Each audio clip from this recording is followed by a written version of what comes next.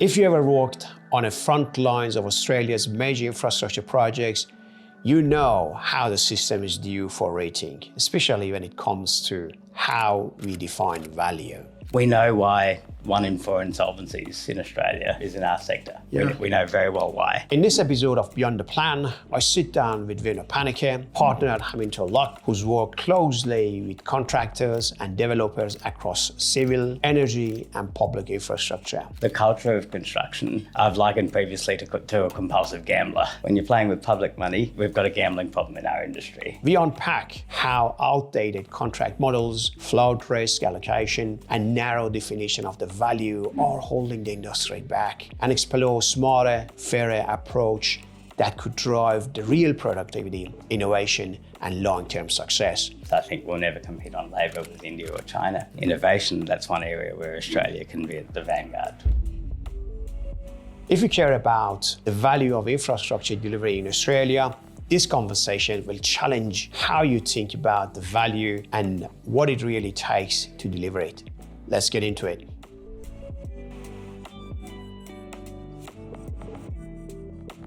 Good afternoon, Veno, and thank you very much for coming to our industry podcast, Beyond the Plan. It's really great to have you here, and we have got a great subject to talk about. So you have chosen to talk about rethinking value for the major infrastructure projects in Australia. So before we dive into that, tell us a bit more about yourself. What are you doing these days, and what keeps you busy these days, basically? I head up the construction practice at a law firm, Hamilton Locke, which is a national law firm, Awesome. acting mainly for head contractors and developers across civil, new energy and real estate projects. It's about a third on the transactional contracting side and about 2/3 on the back end. I understand you have got offices across Australia and providing very good services on a contractor side of things and helping them to do better with the government projects. Why did you choose this topic? I understand it's very close to you, and there is a lot to talk about this subject. Why this subject is important and why is it close to you? If you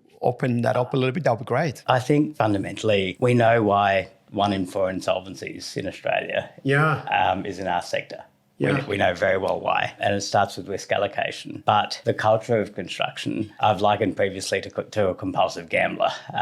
We've got a gambling problem in our industry. Right. Head contractors will repeatedly take on risk they can ill afford or quantify. On the other side, government will happily give them a lump sum contract knowing that the actual scope is ill-defined. So you have both, but one enabling the other. The topic of rethinking value is, particularly in public infrastructure, that there's a value in having a skilled workforce, that there's a value in incentivising innovation, technology, adoption of AI, and that's not to do with on time, on budget, which seems to be the primary focus. Yeah. So I think that for government projects, we need to look more holistically as to what is value. There's a huge competitive edge in AI, for example, that China has. They've got bigger data sets and they don't have the same IP constraints or privacy laws. If we want to have AI in our industry, we need to pay for it. There needs to be not just value engineering as a notional obligation, there needs to be 1% or 2% on a large contract sum that's paid to the contractor to adopt it. Otherwise, they'll just be the big end of town, your CIMICs, your Brookfields, that'll adopt it. Yeah. But our industry, as you know, is very dispersed. Yeah. And down the contractual chain, they've got no opportunity to be involved. And the only way it works is with big data. Yeah. So rethinking value includes how do we incentivise innovation and technology? Because if you accept that we're never going to compete on labour costs, the only way we can win is by use of technology and improving productivity. I mean, learning from the past and also making sure that the data that is already available is really so crucial to get it right, like the other projects or similar projects that we're going to do. And having that edge in technology, as you mentioned, is going to have a very important factor in that, isn't it? Otherwise, it's going to be like another element on the overhead of the companies, and they're not really interested that much unless it is incentivized from the client side and there is an allocation for it. So rethinking risk allocation, what comes in under that? I think it starts with the fallacy on big projects that you know what the project is going to be at the end. Yeah. If you look at the NBN, if you think about the Brisbane Olympics that are coming up, if you think of some of the big road projects we've had across Australia, some of the big rail projects that continue to be challenging, if a project is more than $1 billion, you simply don't know what it's going to look like when you start. But we have contract models that assume it's a certain thing. The tendency for government and private principals alike is to just have a lump sum at a stage when the design is in a state of flux. Now, that doesn't incentivize innovation. It doesn't incentivize cost savings. It doesn't incentivize a best for project outcome. All it incentivizes the contractor to do is the minimum possible to get to completion. Yeah. But in addition to that, it also puts all the risk on the head contractor who just passes it down the contractual chain to parties that can ill afford it. If you go back to first principles from a risk perspective, if you look at the Abrahamson principles, I saw the podcast that you had with Transport for New South Wales the first podcast with the guys from VHV, and they all know what the problems are. Yeah. But the culture is such, and that you go back to your default position more often than not, which is a top-down approach to risk allocation. So when I say we should rethink risk allocation, the first thing is don't just pass it down. That, in my mind, is the cause of the profitless boom that we had from the 2000s onwards and even post-COVID. Certainly. The thing is that just don't pass it down. I mean, the idea and a way of thinking, like in the majority of the government organization, that when they have signed a contract, now it's a service provider or tier one contractor problem is not the right way of thinking, is it?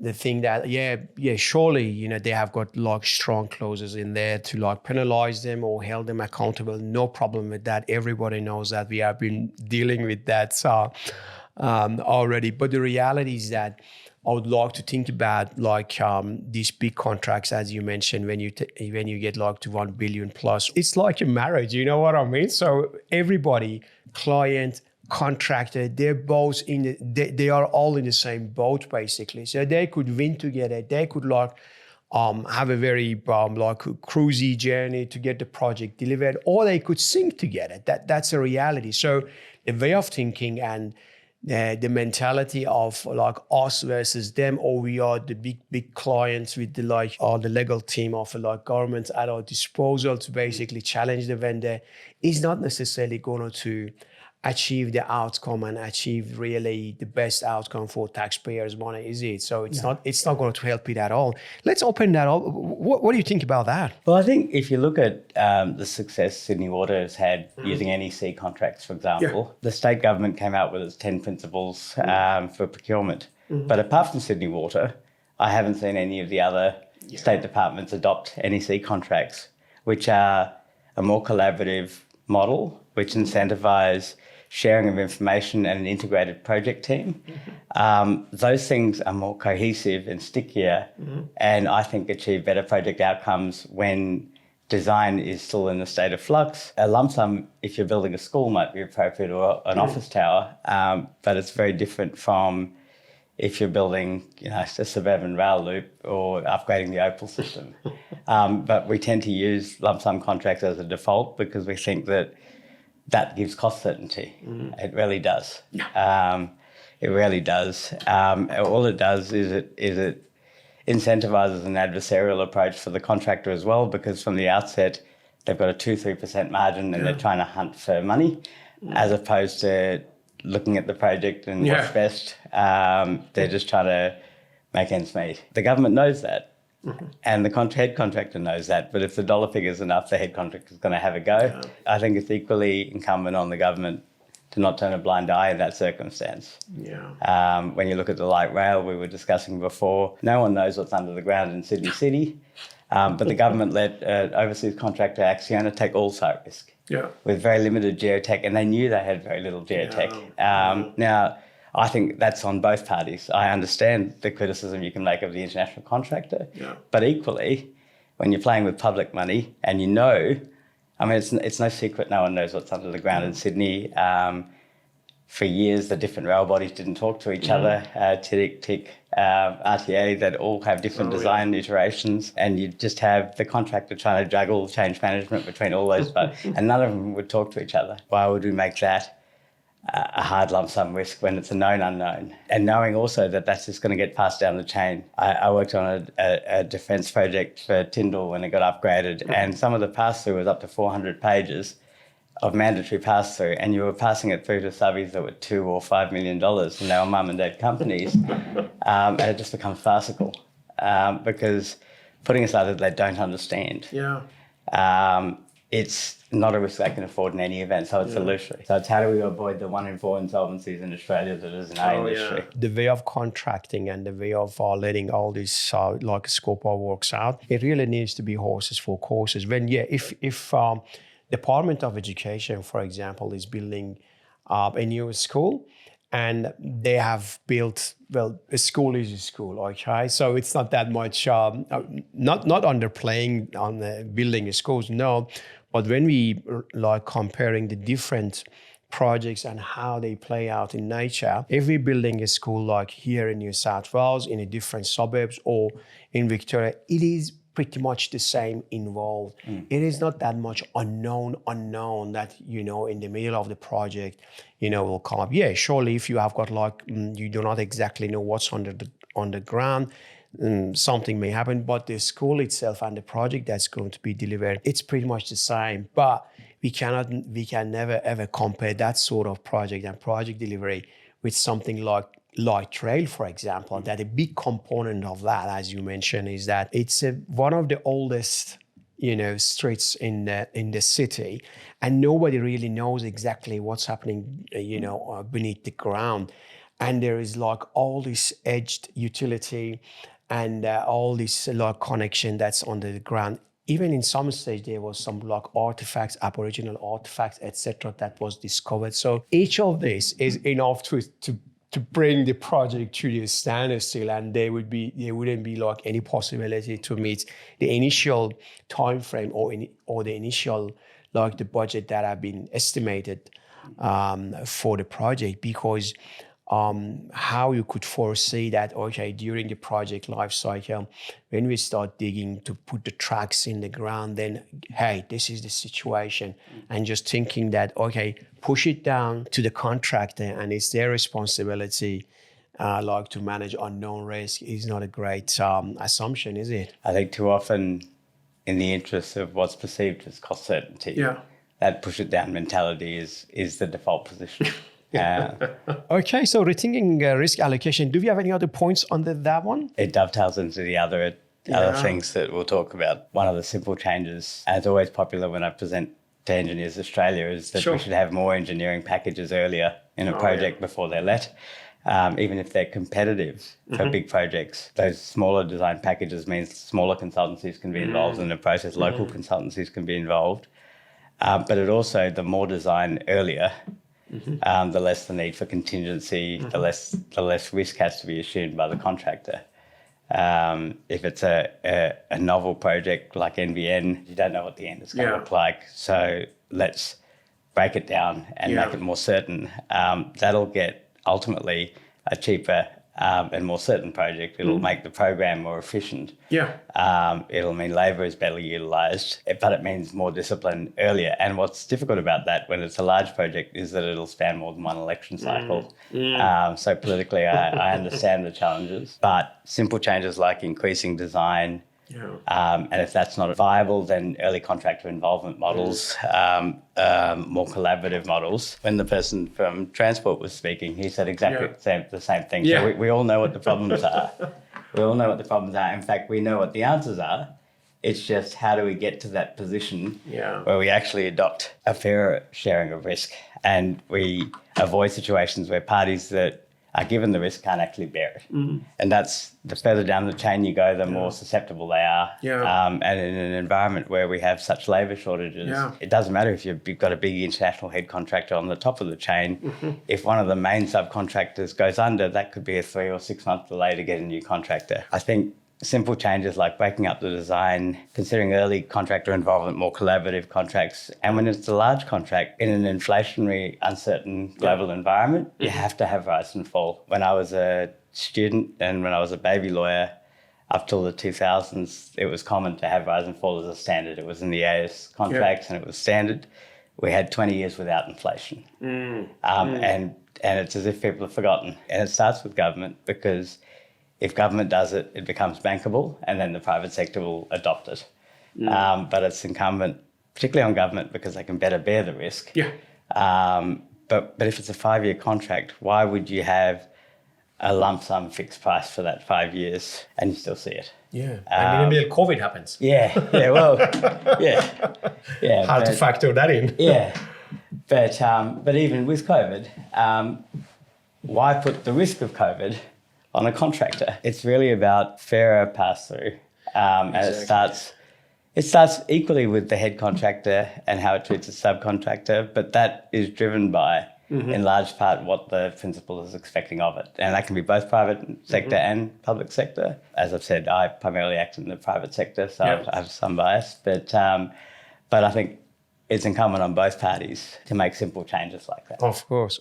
For better understanding of a younger audience that we have got, could you please open up like the ECI model versus like DNC or C, so they have a better understanding about how each of these like contracting models works? So we did the Defence Headquarters on Pitt Street in Sydney, which is about a 100 mil project where the Department of Defence was the anchor tenant, and we acted for the asset manager that was the principal, and there was a builder that was the head contractor. We used an early contractor involvement model because we had stage 1 of the project, which was quite certain, and stage 2, which was in a state of flux with the mechanical design. And so we had a fixed amount that would be paid to the contractor during that design development that enabled them to start construction of stage 1. Sure. And early contractor involvement means they're involved in the design at an earlier stage as well, but that it's compartmentalised. It's a bit like a separable portion for early works, but it also gives you a bit of a litmus test as to how the relationship will work. The project ultimately got to the finish line despite COVID within 10% of budget, which was extraordinary, but it meant that it involved Defence being quite collaborative. It involved the contractor and the principal working together, and that worked because there was a level of pragmatism. Sure. Because no one could have predicted COVID. Things cost more, and as long as Defence could fund part of it, a client took part of it too, because that was a better outcome than just punishing the head contractor. And that meant better quality outcomes because the head contractor wasn't looking to cut corners. It's simple things. When I did my house renovation, I did it cost plus, and I did it because it meant that we did it in 9 months instead of 18 months because the builder was incentivized and they didn't have to cut corners because they knew they'd get paid. Now, it requires a lot of trust. It does. And that's where your pre-qualification schemes that government has and things are so important. And that's where your relationships are so important because the industry is so relational. Relational sanctions often carry more weight than the contracts at times, especially when it gets to avoiding disputes. I find if you get executives that aren't involved on the particular project but are high up in management and understand the commercial relationships, I often find that having that as part of the dispute process, pre-arbitration or pre-litigation, it's far more valuable because they don't have the heat from the project, but they know the relationship and how important it is across 5 or 10 other projects across the state. And with that perspective, they're a bit more open to a commercial outcome, which still meets the criteria the government has to satisfy as being reasonable and fair and all the rest of it. The ECI versus like a DNC contract or EPC contract, which of course we have got it mainly in the oil and gas projects, so we do not have that many EPC. DNC, basically it's where, they outsource design and construct, and normally we see that like the teaming up one of the like designing firms, like for example Aracon, Becker, Smeg, etc., teaming up with one of the like tier 1 contractors. Design is done and then the construct is done as well, but it is basically let out as a like the lump sum as well, which again brings that when it's lump sum, how those risks and how unknowns would be managed when things doesn't go exactly to plan, isn't it? I think the success Sydney Water has had, and I don't act for them, but I've seen it in the absence of disputes. So that you sort of see it as a result of not seeing them in the court lists or arbitration. But it's because they've got that NEC more collaborative model, that they can also look at things that are more like a risk share, so that if, for example, there's a geotech risk on a project, you can look at, okay, well, until you've done X amount of boreholes, then this is the risk, and we'll pay you cost plus, and then at that point you can quantify the risk better, maybe look at a lump sum at that point. Yeah. But at least give the contractor the time and pay them to do that geotech study, because it's in both your interests to have that geotech work done. 100%. It should have been obvious the amount of geotech work that Acciona were doing on the Sydney Light Rail. Yeah. So that I think both are equally culpable, and I didn't act for either. So as an outsider, that's easy to say in hindsight, but it wasn't a secret that no one knew what was under the ground in Sydney. Yeah, I mean, they could do a lot of digging even before the contract begins, but I'm not sure even. Maybe that was helpful to some extent, but I'm not sure that they could really mitigate it to the 100%. And really, it was random. It was random. I mean, even when you do like all these geotech tests, it gives some idea about, okay, what's happening beneath the surface. It gives some idea to some level of certainty, but it doesn't give you like 100% certainty. For example, if you're getting these boreholes and geotech tests to be done, for example, on a 2-hectare land, the data shows, for example, that things are all right. The land sort of, what's beneath is consistent, and imagining that a contractor is going to like do the excavation to 1 meter and then do the rest of like building foundation, etc., etc. However, when they start, because all of these are random, in the places to make sure that it has got like it tells you what's beneath. But when the contractor really starts digging, and now they're digging the whole area, hang on a minute, now they find some artifacts in there, or they find some rocky land in there which didn't show up in any of like the tests before. Now whose fault it is, and you look at Snowy Hydro and you see the same problems where you have the big tunnelling machines. Yeah. So the site risk is 100% on the head contractor. Yeah. They're falling behind. They're losing money, and so the tunnel boring machine got stuck because they didn't have a 20 grand insert to keep the moisture in front of the slurry, because they were looking to cut costs. So in terms of rethinking value, education is one of the few things that Australia has a competitive advantage. We have some of the best universities and TAFE schools. We have private institutions that are excellent. We don't have the competitive barriers that we have with labour costs, for example. So rethinking value, as I said at the outset, is around how can public procurement take into account the value of a more productive workforce. I went to the Future of Construction Summit last month, and one of the things that stood out was they said that 40% of labour on site were doing non-productive tasks, and they were doing compliance work, safety work. Safety work's very important, but the compliance tasks are over the top sometimes on these projects. And so 40% in circumstances where we already have labour costs that are higher than almost anywhere else in the world meant that the actual productive labour was only operating at about 20 or 30% capacity per day. In an environment where we have a skills shortage, that's unpalatable. So in terms of rethinking value, how can we make our workforce more productive? What can the government do to incentivise that productivity? Is there a value in having greater participation of women in the workforce? Is there a value of having more ethnic diversity in the workforce? Is there value in having more LGBTQ participation in the workforce? I think all of those things are needed because construction is still fairly blokey as an industry, and it needs to adapt because as day follows night, the unions aren't going to allow fast-track visas for skilled migrants. And that means we need local people to participate at a greater rate in our industry. In terms of rethinking value, I think we need to look at educating and incentivising people at school level to look at trades, both men and women, to look at engineering schools. I got a stat the other day that 1 in 12 chemical engineers in Australia were female. Right. And that's my sister-in-law is a chemical engineer at a process plant, but she's the only one. For me, that's the most obvious.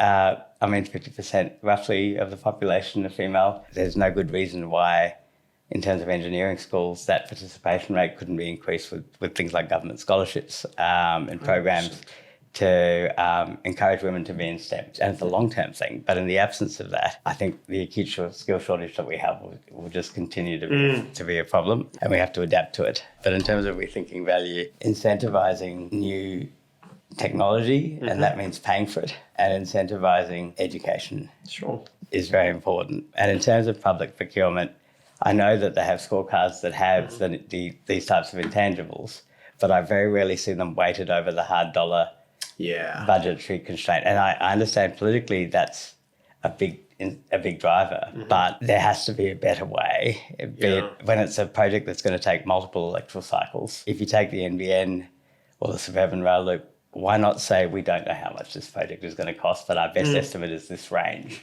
and then break up the design until you get to a point where you have more cost certainty, but pay those designers in a competitive tendering process until you've got that. And engineers are always happy with that as an outcome. But in terms of the public purse, you're going to get a better outcome as well. I think the politic of it drives a need to be perceived as on time, on budget. But the bigger the project, the less likely there's certainty as to scope, and the less likely that it's certainty as to budget. But also you want to incentivise the adoption of new technology. Absolutely. And that won't happen if you don't have a model that does that. In engineering, there's quite a diversity culturally. There's a lot of people that look a lot like me, and you in the engineering space. But I think that in trades, that's been slower. And in management, that's been slower. So there's a lot of people that are on the tools in tech. There's a lot of people that are designers and design professionals. That there's not many project managers, and there's not many trades. And I think that's, again, an education piece. I think that the government's done a good job, both federally and at the state level, in terms of TAFE courses becoming more affordable, the wages that trades get being strong.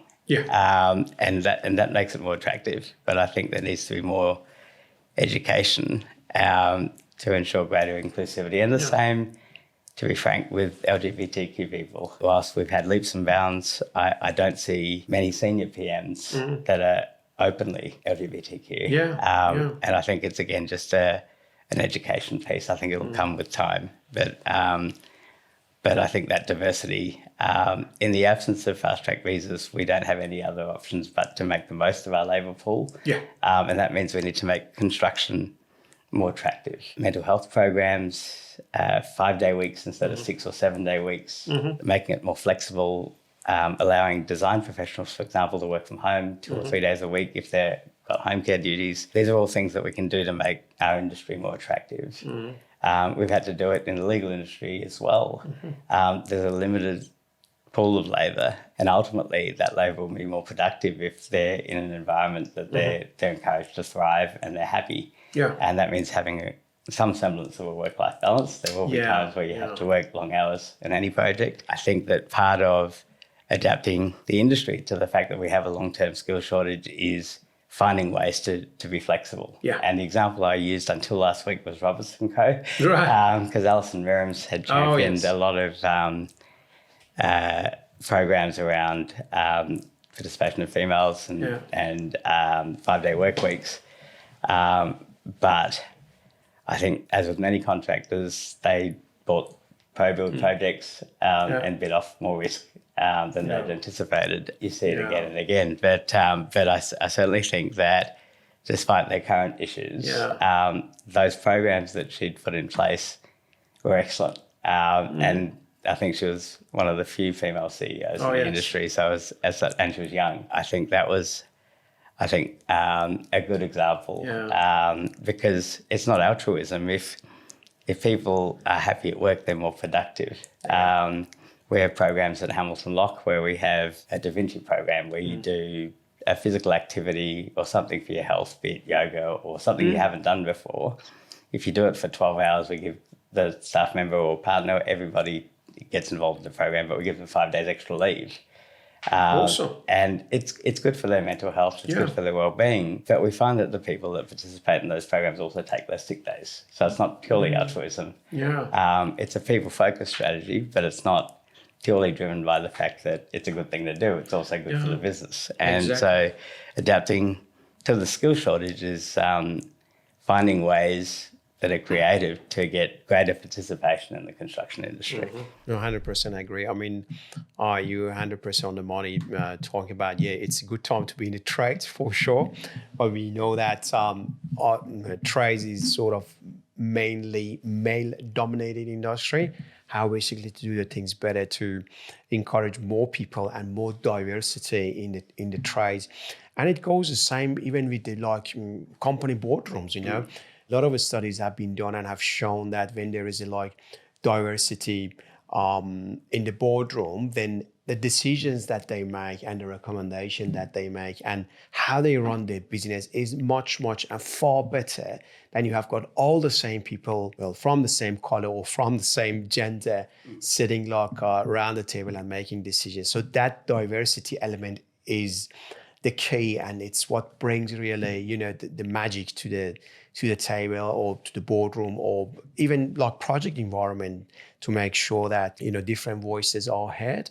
All right, and those inputs are 100% taken into account. So 100%. In terms of planning, we've seen it with the Brisbane Olympics, where government has a will to do something, they can fast track it. Yeah. And we've seen it in New South Wales with residential projects, where if government wants to make it quick, they can. Social housing. Yeah, and social housing. I was involved with Arncliffe Central for Bilbergia, which was a big social housing project. That happened quickly. Part of the difficulty is that traditionally councils have not been set up to run large projects. Correct. And there are outliers, like Brisbane City Council does some large projects, but by and large, they're not well suited to processing big project contracts. You look at the North Sydney Pool, for want of a couple of 100,000 of geotech work. Both parties have blown millions of dollars fighting, but there's also everyone in that area, and that's where I live. Is it finished, by the way, or is it still going? Still going. It's still going.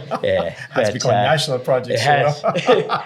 But fast tracking can be done, and fast tracking doesn't need to reduce the degree of risk assessment. It just means that the process in terms of planning can be fast-tracked, and that you can look at appropriate models for contracts in tandem with that. And one of the big challenges for the Olympics in a market where they're competing for labour with renewables, with mining, with civil, with residential, all of which have acute shortages, is how will it be done on time, on budget? The short point is that it won't.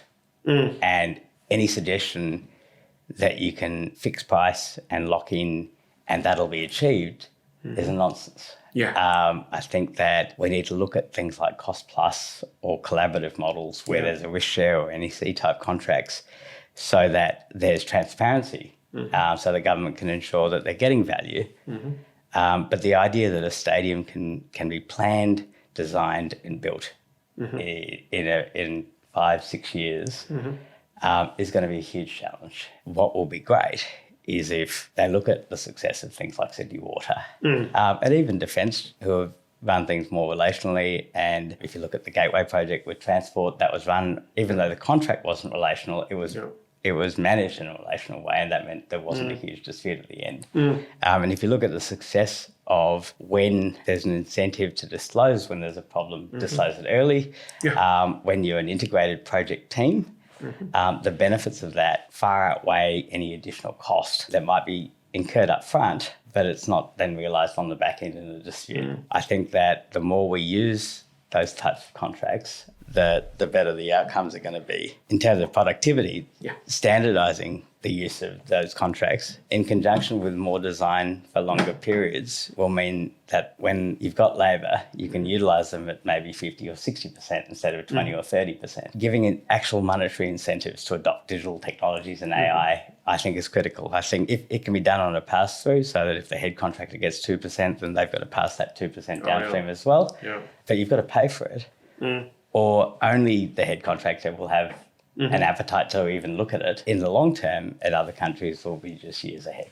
And there'll be haves and have-nots. And I think we're at a real risk of having a lot of peripheral work around AI in Australia, but nothing substantive in the project space. In an industry that's fairly old school, like you still have people that work on Excel spreadsheets doing mega projects, and they're excellent excellent project managers, but that's how they work. We need to see real leadership, and it starts with money, to be invested in that and pass through so that it's not just the big end of town that has it, it goes down the chain.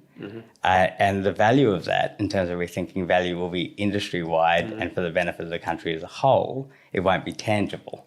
And I think that even though we have notional scorecards that adapt to that, too often we look at what is the budget and budget certainty as being the main driver. And I think for public projects, I think that's a very limited lens. So in a productivity space, how do you think we could improve productivity? I think it starts with planning and design. I think the more upfront engineering, the bigger the project, the longer the period and investment in that early engineering phase should be. It should be paid for, and it can be by competitive tender.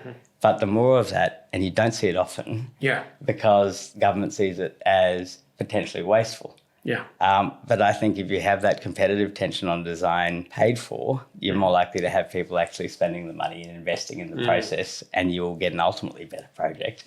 I think that's a critical part of design, because it means that you've got a program for the works when they're ultimately delineated that is more certain, and so your labour is more productive. Things like ECI in tandem with that, again, means that your labour is more productive.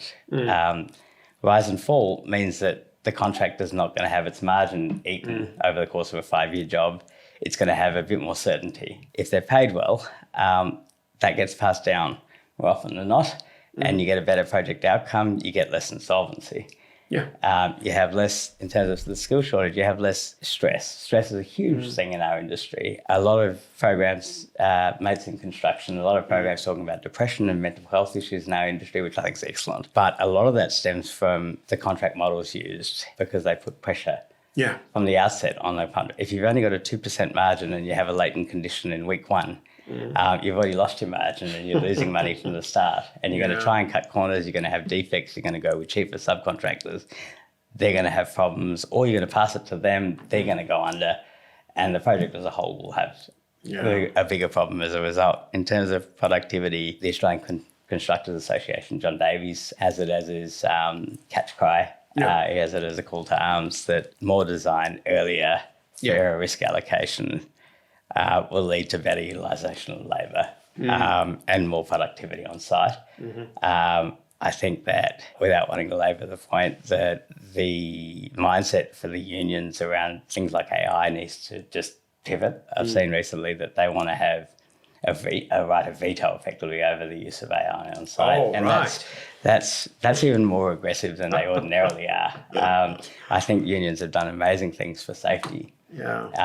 And for penalty rates and fair work rates and things like that. But for them to get in the way of innovation in the long term risks not only their jobs but other jobs. It's actually an adverse consequence for everyone in the country if we don't get on board with these innovations and technology. So that in terms of productivity, I think we need to look at ways to incentivise new technology, because I think in terms of universities, engineering, innovation, that's one area where Australia can be at the vanguard, whereas I think we'll never compete on labour with India or China, but we can when it comes to university, because they come here to go to university. 100%. 100%. I mean, looking at like the issue in the perspective that what are the area of strength that we have got and what are the weaknesses? If we can compete, for example, in a labour cost, but we put ourselves and we place ourselves as an innovative country and as an innovative industry. Or as you said earlier, we have got great universities really that people are happy to pay for it and come to here and get educated on it. So understanding all of these strengths and how to play them into our advantage to really ensure that we're getting the best outcome out of things, isn't it? It's going to be much more helpful comparing. And also the role of AI. I mean, today I have asked everybody about this, that in your profession, what do you think about that, the impact of AI and how it's going to sort of reform your industry? What do you think about that? I think it's inevitable. So I think that it's incumbent on firms, as our firm to adopt it. We've adopted our own in-house AI process, as most of the law firms have. We've used AI, the reality is, for more than 20 years in things like discovery. When I was a grad lawyer in the early 2000s, it used to be that you'd have armies of paralegals and graduates just reviewing documents. Sure. That's now all done by AI, which reads the metadata, deduplicates, put things into chronologies automatically, can do keyword searches or Boolean searches, fuzzy searches. And I think simple contracts, smart contracts are already happening. I know Lend-Lease invested very heavily in the smart contracts, particularly downstream, where it's largely standardised and they don't have a huge amount of bargaining power. It works. Unfair contracts legislation aside, I think the reality is that the problems with hallucinations and will become less over time. I know when I first used ChatGPT to do a case summary about a year and a bit ago, 1 in 10 cases that it would throw up would be completely fictitious. Yeah. I think it's closer to 1 in 50 or 1 in 100 now when you do it online. As an older lawyer, I think that from my perspective, I think that it'll enable us to actually be more efficient in the medium term. It'll mean less leverage. So at the moment, you might have one partner to 4 or 5 lawyers. I think in the future, it might be 1 to 2 because of the use of AI. And what's difficult is for the graduates, they won't have that process of rote learning that was the discipline of going through documents, making the chronology, doing all the changes, making all the defined terms the same. And you only learn that discipline by doing. And I think that they'll miss some of that. And I don't know what will be the substitute for that. As with all industries, it'll be part of what needs to be taken on board. Absolutely. So we can't really avoid it. We just have to understand it and make sure that how it's going to impact. So basically what I'm hearing from yourself is that to see it as a new tool in our arsenal, how to basically get that tool in our arsenal to be used and leveraged the best way possible to, for example, get the productivity up and make things happen in a better way. But yeah, I think your point about, once upon a time, people had to go through all of those stages and learn the things and be disciplined to learn. What's going to substitute that really? I mean, when you are able to, for example, push certain documents into the system and get that out like sort of immediately like that versus once upon a time, like in your industry, they had to go back, search in a lot of databases, do their own homework, really spend the time on it. Do not get it right the first time or second time. Talk to the more senior people. I have done it like this. What do you think about it? How I drafted the right way, how I collected the right information. Getting that mentoring up like in the process as well to get something really presentable. Now it seems all of it has gone, isn't it? So that they'll be able to point something in the system and get something flashy and good and presentable out. Just get some of the commas and all that sort of thing eliminated and voila, it's presentable. What do you think about that? Particularly for process, like your drafting where you just need to capitalize defined terms and use that consistently in that discipline. I think that'll just be something to be aware of that younger lawyers will just need to be live to because they won't have that opportunity to do it 200 times. It'll be done and they'll just need to be live to it. I mean, on the flip side, what I find with younger lawyers today is because they have access to so many research tools, they get to a position that I might not have got to as a fourth, fifth year lawyer, as a first year lawyer, because they have so much access to information in cases at their fingertips. And they're so used to using those tools that they get to that point at a much earlier age in terms of their legal reasoning. And I think AI, whilst it'll have a place to play in that space, at the moment, it's not there yet. So at that second level reasoning, that distinguishing a case versus another case on its facts, but also I think as a litigator, reading people, I think it'll happen, but I think it's at least a decade away. And that gives me comfort because at least I'll be retired. But I think that there'll be haves and have-nots. When you saw what's his name, Elon Musk had his Neuralink, and they were literally going to link you about that. But that I think something like that with AI will become a thing, and you'll either have it and you'll have access to information at your fingertips, or you won't. And those that have will have a significant advantage. I wouldn't want to have the first generation technology plugged into me, but I think a bit like iPhones, it'll become part of what you do every day and how you live. 100%. I mean, yeah, once upon a time, all these phones were supposed you just make a call and you had some numbers on it. Now it literally does everything for you. So it's sort of like we have got all of this sort of jam packed in a very short amount of space, in your pocket. You do the banking with it, you do your internet search with it, you even do not even do with the buttons anymore. You just talk to it and get the stuff done for you. And then adding the layer of like AI into it would be really interesting to watch how this is space and how all these technologies will evolve and how it impacts our daily life. I would like to ask a question about like the role of regulation in here as well. If you would be able to open that up a little bit, what's the role of regulation and how does it play a role in here? That'd be great. Well, I think it affects productivity. Yeah. If you look at our security of payment legislation, for a long time, you had a West Coast and East Coast model, and you had a Victorian model that was quite constrained. There's no good reason that shouldn't be harmonised. The same with OH&S. We have different state regimes, all that have different penalties and different processes. We're not that big a country.